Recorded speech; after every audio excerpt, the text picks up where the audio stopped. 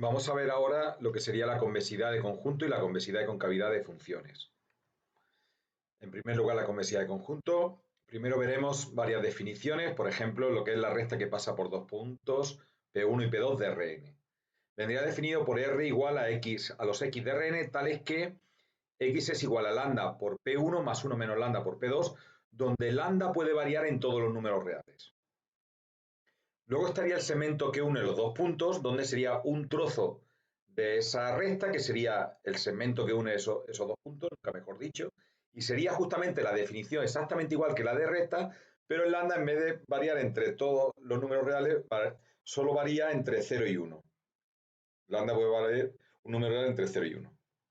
Luego estaría la combinación lineal de m puntos, P1, P2, puntos suspensivos P sub m de Rn, donde sería lambda sub 1 por P sub 1 más lambda 2 por P2, así sucesivamente, más lambda m por P sub m, con lambda 1, lambda 2, lambda m perteneciente a R. Y luego la combinación lineal convexa de m puntos sería exactamente igual que la combinación lineal, pero donde los coeficientes lambda 1, lambda 2, lambda m tienen que ser mayor o iguales que 0 y que sumen 1.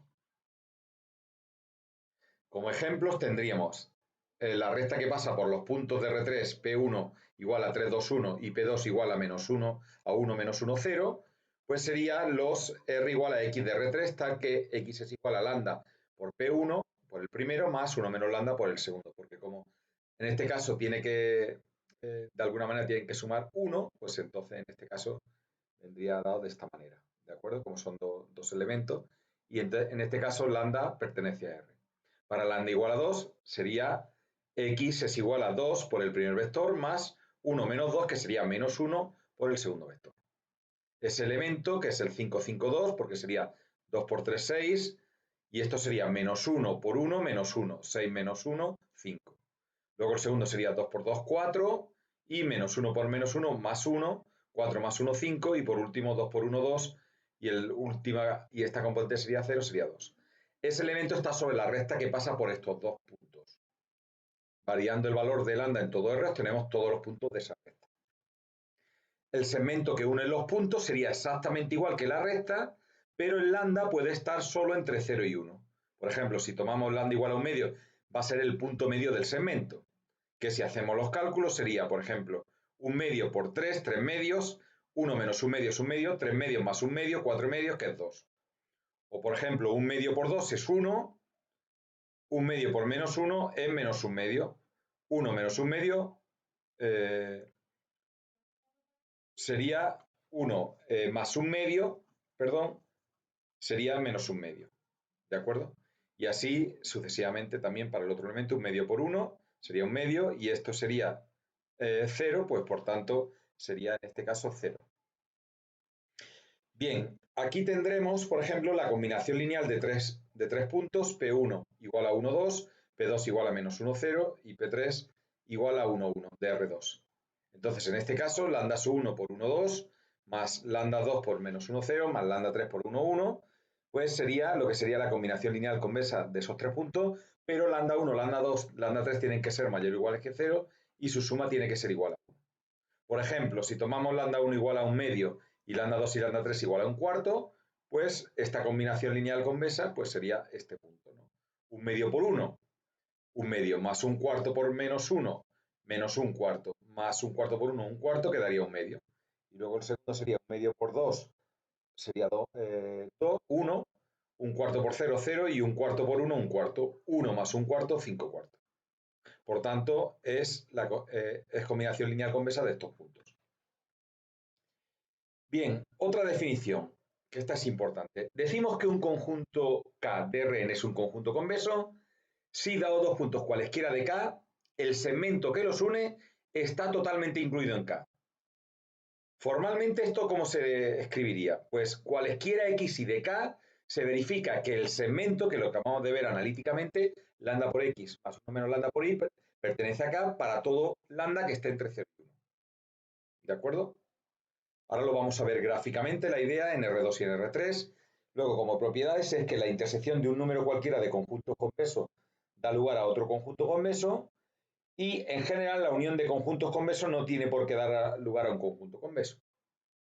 Aquí tenéis, por ejemplo, ejemplos de conjuntos convexos en R2. Por ejemplo, este, donde los puntos serían todos los que están en el círculo y toda la zona verde, pues dado dos puntos cualesquiera de ese conjunto, el segmento que los une, la cuerda que los une, está totalmente contenido. Por ejemplo, si cogemos este punto y este punto, el segmento que los une, la cuerda, ese conjunto de puntos está totalmente contenido. Lo veis que estamos en la zona verde. Igual pasaría con estos dos puntos y daría igual que dos puntos cogeríamos de aquí. También pasaría con este conjunto o con este.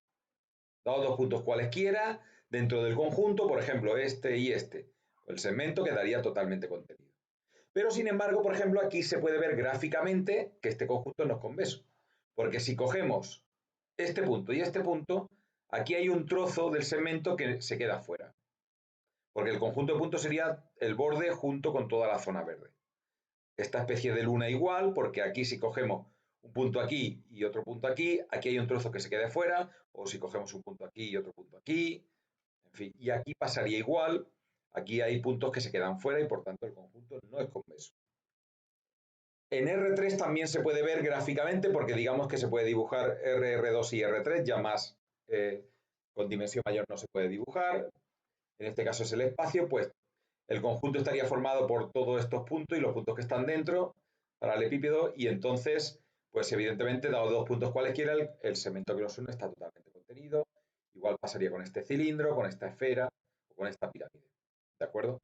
O fijaros aquí también, en este caso, pues este conjunto no es convexo porque si dado dos puntos cualesquiera, este trozo se queda fuera o esta especie de donus, lo que se llama el toro dos dimensional, pues estos puntos no están contenidos en el conjunto y por tanto es un conjunto que no es convexo. Bien, vamos a ver ahora otra definición. Dado un escalar alfa perteneciente a R y un vector C de Rn, se define un hiperplano H de Rn como el siguiente conjunto. Los X de Rn tales que C transpuesta por X es igual a alfa. Esto en realidad C transpuesta va a ser un vector puesto como fila, mientras que el vector de variables va a ser una columna. ¿De acuerdo? Y entonces va a ser realmente X de Rn tales que C1 por X1 más C2 por X2 más puntos suspensivos Cn por Xn es igual a alfa, donde X es igual a X1, X2, Xn. Esto es, H está constituido por todos los puntos que verifican en realidad esta ecuación. Bien, todo hiperplano como propiedad es un conjunto convexo. En R2 un hiperplano es una recta, porque va a ser esto, ahora lo vamos a ver, y en R3 un hiperplano es un plano realmente. ¿De acuerdo? Vamos a verlo gráficamente. Por ejemplo, un hiperplano en R2 sería, bueno, aquí está definido de manera formal, pero en realidad vosotros la recta estáis acostumbrados a verla 3x más 5 igual a 15. Que si se quiere despejar y, pues y es igual a 15 menos 3x dividido por 5. Y se le puede, por ejemplo, esta recta pasa por el 5, 0 y por el 0, 3. Pasaría por aquí y los puntos que verifican esta ecuación son los puntos de esta recta. Por eso un hiperplano en R2 es una recta. Y, por ejemplo, un ejemplo en R3 sería 2x más 3y más z igual a 5, ¿de acuerdo? Pues esto es un plano en R3, ¿de acuerdo? Un hiperplano en R3 es un plano. Bien, vamos a ver otra definición. Dado un escalar alfa y un vector C de Rn, se define un semiespacio S de Rn como el siguiente conjunto. Son los X de Rn tales que C transpuesta por X es menor o igual que alfa, es decir, igual que un hiperplano, pero ahora vamos a tener una desigualdad. Por lo que es igual, de forma general, pues sería de esta manera, C sub 1 por X sub 1 más C sub 2 por X sub 2 más puntos suspensivos C sub n por X sub n menor o igual que alfa. Es decir, que S, el semiespacio, está constituido por todos los puntos que verifican esta restricción. La desigualdad de menor o igual puede ser del tipo mayor o igual, menor estricto o mayor estricto. Se llaman semiespacios cerrados si incluyen la igualdad porque incluyen lo que se llama el borde o frontera del conjunto, los puntos del borde. Y semiespacio abierto si no la incluye. ¿Qué propiedades tienen los semiespacios? Que todo semiespacio es un conjunto convexo. Luego en R2 un semiespacio es cada una de las dos partes en las que una recta divide el plano, o una parte u otra. Y en R3 un semiespacio es cada una de las dos partes en las que un plano divide el espacio. Vamos a verlo sobre ejemplo, el ejemplo que hemos visto. Por ejemplo, esto es un semiespacio en R2, 3x más 5y menor o igual que 15. Bien, tenemos que 3x más 5y igual a 15, hemos visto que era el hiperplano, que es la recta, pues los puntos que es menor o igual o son los puntos que hay por debajo de la recta o por encima. Para saberlo, basta con sustituir un punto de una de las partes, por ejemplo, el origen, 3 por 0 más 5 por 0 es 0, que es menor o igual que 15, está aquí, quiere decir que es el 0, 0, verifica esta restricción y está en el semiespacio y por tanto el semiespacio en este caso sería esta parte, que es toda la parte que está pintada de azul. Luego, para el caso de R3, pues en este caso serían los x y z de R3 tales que 2x más 3y más z menos o igual que 5. En este caso, pues el 2x más 3y más z igual a 5, que era el hiperplano, era este plano en azul, pues los puntos parece que verifican esto, van a ser los que están por debajo. Si fuera mayor o igual que 5, pues serían los que están por encima. Al ser también la igualdad contener, los puntos del plano también están en el semiespacio. Igual pasaría aquí con el semiespacio en R2, al tener la igualdad también incluye la recta. Bien, es importante saber que existen conjuntos convexos, no convexos, pero que no existen conjuntos cóncavos. Solo existe la definición de conjunto convexo, porque ahora vamos a ver que hay funciones convexas y funciones cóncavas, pero conjuntos, solo hay convexos o puede ser que no sean convexos, pero conjuntos cóncavos no existen. En la práctica, ¿cómo comprobamos si un conjunto es convexo? Pues a través de las funciones que lo definen, que lo vamos a ver después de estudiar la convexidad de funciones. Eso lo vamos a ver al final de esta presentación. Y evidentemente si es posible representarlo gráficamente, por ejemplo en R2, pues lo dibujamos a mano con un programa informático y en función de cómo lo veamos, de que si dados dos puntos cualesquiera el segmento que los une está totalmente contenido, pues entonces se ve gráficamente que el conjunto es convexo. Veamos ahora lo que sería la convexidad de funciones. Bien, dada una función escalar f de d contenido en Rn a R, diríamos que f es una función convexa en un punto x super 0 de d si existe un entorno de x0 tal que para todo x1 y x2 del entorno se verifica que f de lambda por x1 más 1 menos lambda por x2 es menor o igual que lambda por f de x1 más 1 menos lambda por f de x2, con lambda entre 0 y 1. ¿De acuerdo? Ahora lo veremos gráficamente, eso quiere decir que la cuerda que une dos puntos de la imagen va a estar por encima del valor de la función, en cada punto que está dentro del intervalo entre x1 y x2.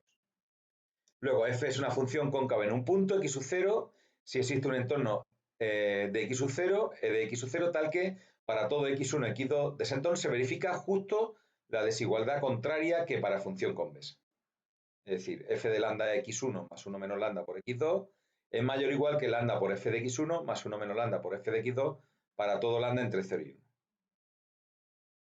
Luego, f es una función convexa en un conjunto S de Rn si para todos dos puntos de ese conjunto S se verifica la misma igualdad, la misma desigualdad que para lo que es convexidad en un punto, que hay que verlo para el entorno.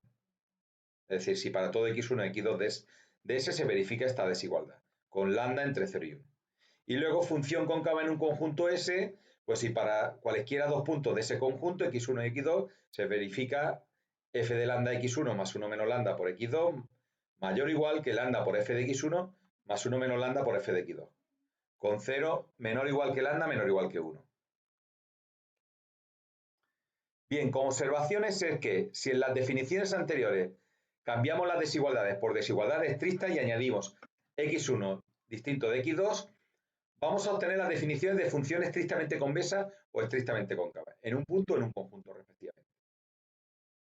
Bien, se dice que una función es, por ejemplo, convexa si lo es en todo su dominio, o cóncava si lo es en todo su dominio, o estrictamente convexa si lo es en todo su dominio, o estrictamente cóncava si lo es en todo su dominio.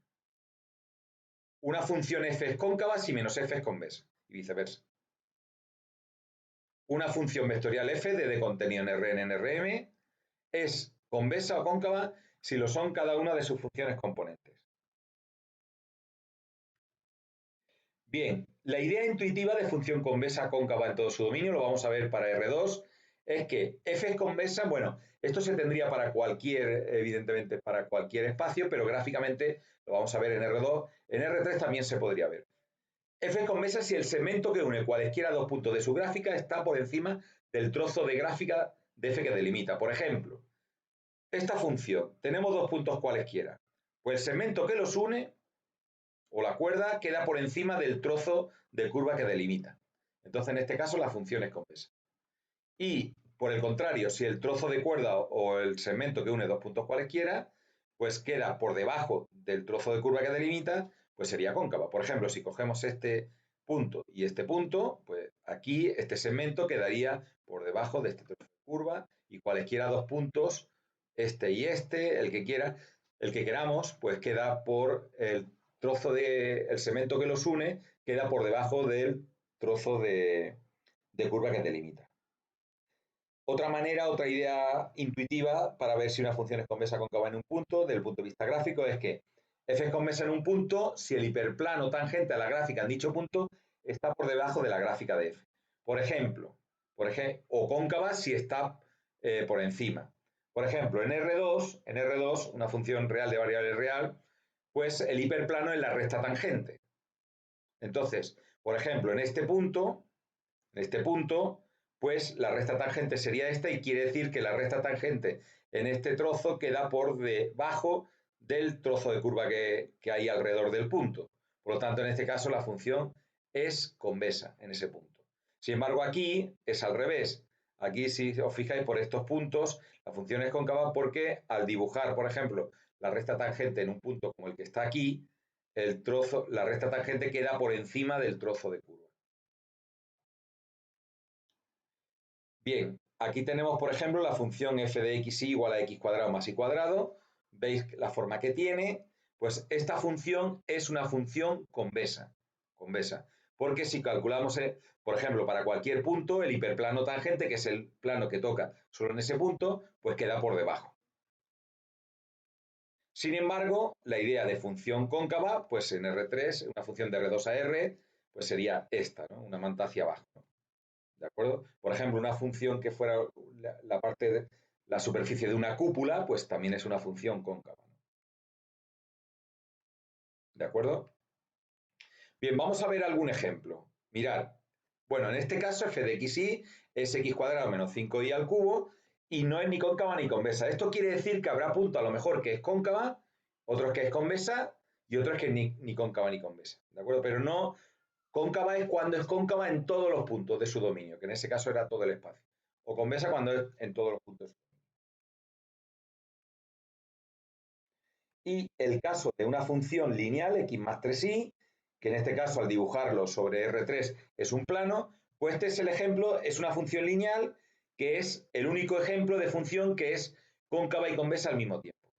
Porque si se calcula, por ejemplo, el hiperplano tangente es el mismo plano y siempre queda por encima o por debajo, porque la desigualdad es de mayor igual y de menor igual, porque en realidad es de igualdad. Bien, caracterización de las funciones cóncavas y convexas de forma analítica. Por ejemplo, las funciones reales de variable real. Dada una función real de variable real, f de contenido en R de clase 2, dos veces derivable y la segunda derivada es continua, pues para analizar la concavidad convexa en un punto x sub 0 de D, lo que se hace es calcular la segunda derivada y sustituirla en el punto. Bien, si f segunda de x sub 0, si la segunda derivada en ese punto es mayor que 0, f es estrictamente convexa en dicho punto. Si es negativa, es estrictamente cóncava en dicho punto. Luego, si f segunda de x es mayor o igual que 0 para todo x de un entorno, entonces f es convexa en x sub 0. Y si la segunda derivada es menor o igual que 0 para todo x del entorno, entonces f es cóncava en dicho punto. Bien, la concavidad-convexidad en todo el dominio D es, por ejemplo, si f segunda de x es mayor que 0 para todo x de D, pues en ese caso f es estrictamente convexa. Si es negativa para todo x de D, f es estrictamente cóncava. Y luego, si es mayor o igual que 0 para todo x, f es convexa. Y si es menor o igual que 0 para todo x de D, f es cóncava. Bien, para las funciones escalares, sea f de contenido en Rn a R una función escalar de clase 2 que admite derivadas parciales de segundo orden y son continuas. Si f es una función lineal, en ese caso siempre es cóncava y convexa en todo el dominio. ¿De acuerdo? Sin necesidad de hacer nada, ya sabemos que es cóncava y convexa al mismo tiempo. en todo el dominio. Si f no es una función lineal, entonces para ver la concavidad con convexidad analíticamente lo vamos a ver por la caracterización a través de la forma cuadrática, definida por la matriz hessiana de f. Para cualquier x de d, dicha forma cuadrática queda definida como la siguiente función. Phi de Rn en R, pues sería phi de h igual a h traspuesta por la matriz hessiana en el punto por h. Pues bien, para analizar la concavidad convexidad en todo el dominio, pues evidentemente si la forma cuadrática es definida positiva para todo x de d, pues f es estrictamente convexa en su dominio. Si es definida negativa para todo x de d, estrictamente cóncava. Si es semidefinida positiva para todo lo x de d, convexa. Semidefinida negativa, cóncava. Y si phi, la forma cuadrática, es indefinida para todo, pues entonces phi no es cóncava ni convexa. Esto normalmente ocurre cuando la matriz hessiana sale numérica, no depende del punto. Y entonces para todos los puntos, al clasificarla sale el mismo tipo, o definida positiva, o definida negativa, o semidefinida positiva, o semidefinida negativa o indefinida. Bien, ¿qué pasa cuando, por ejemplo, tenemos que analizar la concavidad convexidad en un punto x sub 0 de d porque la matriz hessiana sale funcional y depende del punto? Pues en ese caso obtenemos la matriz hessiana de f en el punto, es decir, la hemos obtenido para cualquier punto y sustituimos por el punto. Y clasificamos la forma cuadrática para ese punto. Pues bien, si la forma cuadrática en el punto sale definida positiva, f es estrictamente convexa en x sub 0. Si la forma cuadrática definida negativa, es estrictamente cóncava en dicho punto. Si es indefinida, la f no es ni cóncava ni convexa en dicho punto.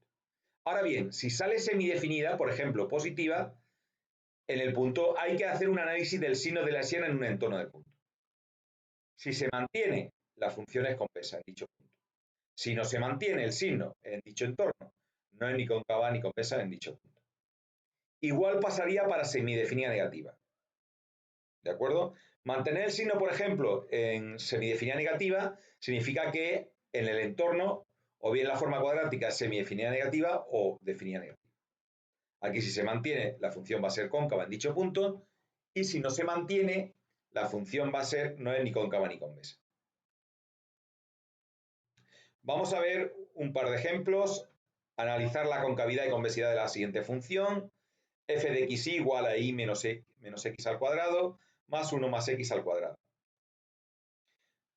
¿Qué tenemos que hacer para analizar la concavidad y convexidad de la función? Vamos a calcular la matriz hessiana de f. Vamos a calcular la matriz hessiana. Para ello primero hay que calcular las parciales de f respecto de x y de f respecto de y. En este caso pues sería 2 por y menos x por menos 1. La parcial de f respecto de x de este sumando más 2 por 1 más x.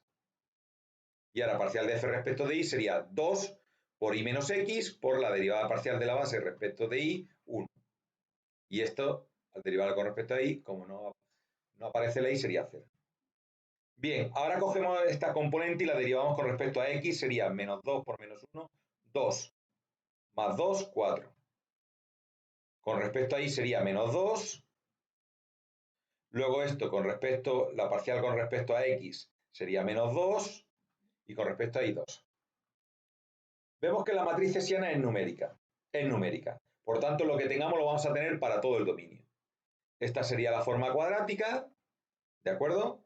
Y por tanto sería, en este caso, pues la matriz hessiana, fijaros, al clasificarla sería por menores principales de su 1 igual a 4 y de su 2 igual a 8, menos 4, 4. Los dos positivos, es decir, la matriz hessiana define una forma cuadrática definida positiva para cualquier x de R2 y por tanto la función f es una función estrictamente convexa en todo su dominio que es todo R2. Vamos a estudiar la convexidad concavidad de la siguiente función, el punto 0, 0. Calculemos la matriz hessiana de f en el 0, 0. Primero lo calculamos para cualquier punto. Sería parcial de f respecto de x, 2 por 4, 2, 8x cubo, menos 6xy. Y con respecto a y, 2y, menos 3x cuadrado. Calculamos las segundas parciales de f respecto de x y respecto de y de esta componente, 24x cuadrado menos 6y y respecto de y menos 6x. Parcial de esto respecto de x menos 6x y respecto de I2.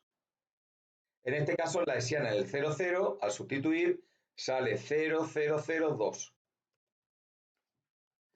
Estudiemos el signo de dicha forma cuadrática, pues vemos que es una matriz diagonal y por tanto los elementos de la diagonal principal son sus autovalores, que en este caso son uno es 0 y otro es 2, positivo. Por lo tanto, la matriz hessiana en el punto 0, 0 define una forma cuadrática semidefinida positiva. Vamos a ver qué ocurre en puntos cercanos a dicho punto. Bien, vamos a considerar un valor A positivo y analicemos el signo en el punto 0A, es decir, donde la componente Y es la que modificamos.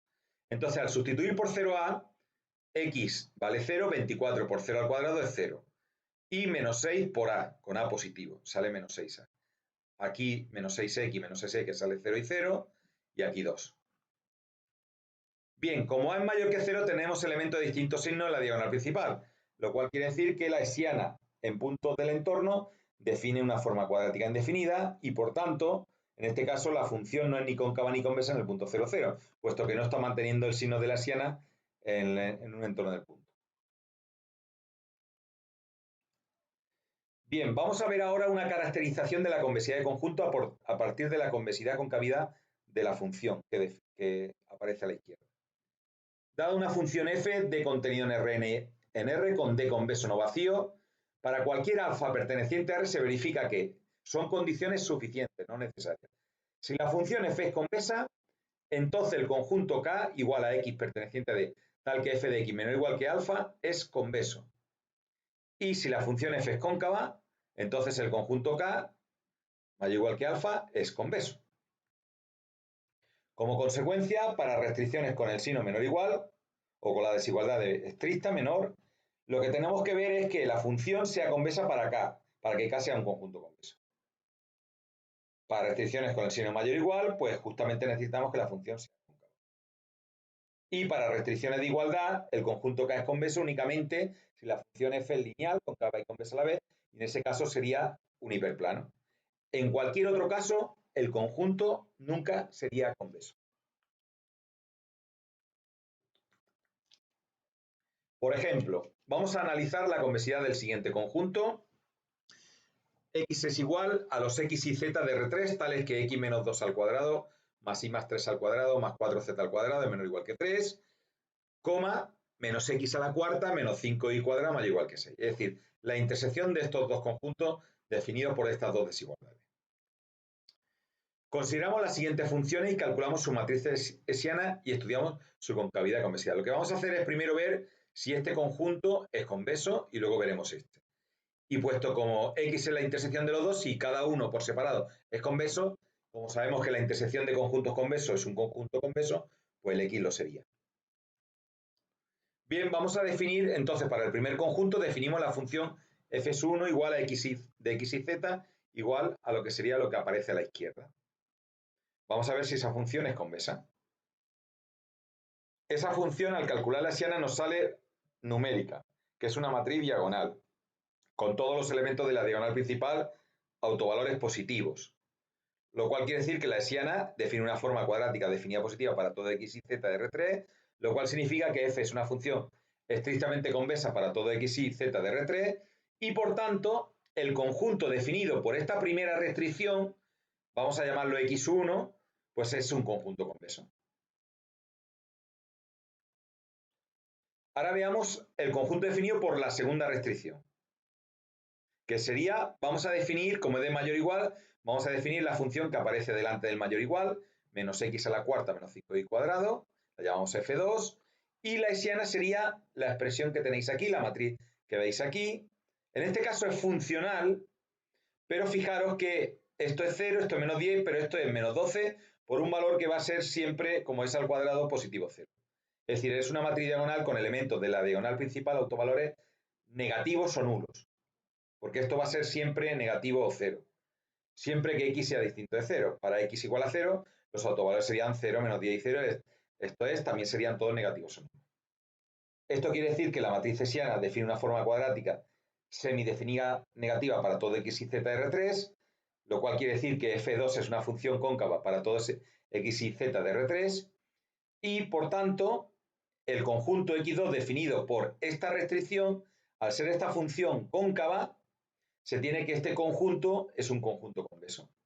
Por tanto, puesto que x, el conjunto original, es la intersección de esto y este, porque esto es lo que significa la coma, que es que se verifique esto y se verifique esto, la intersección, y por tanto en este caso se tiene que x es un conjunto convexo al ser la intersección de los dos conjuntos.